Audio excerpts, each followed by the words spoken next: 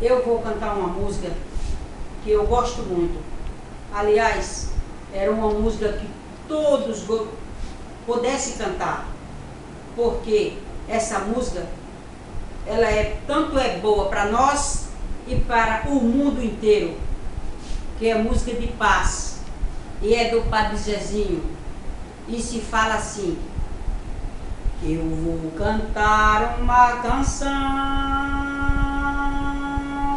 que é o meu jeito de lutar para ver a paz acontecer. Não trouxe nem meu violão, que é o meu jeito de lembrar que sou poeta e não cantor. Que a minha voz está cansada, eu ando rouco de cantar. Cantar a paz, cantar a paz, cantar a paz, que nunca vem. Sei quanto vale uma canção,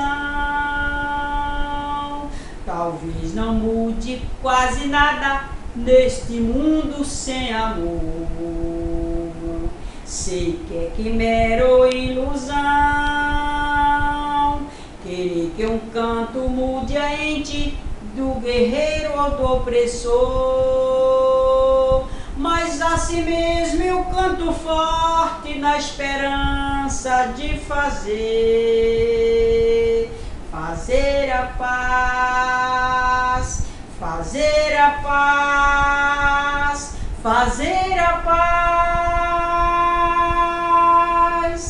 acontecer. Se alguém quiser me acompanhar, que se prepare para sofrer, pois não se canta por cantar.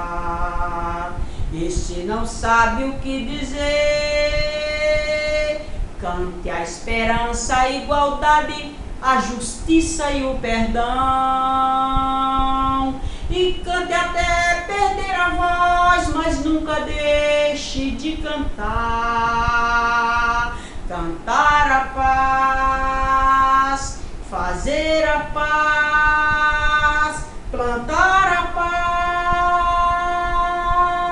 paz do amanhã.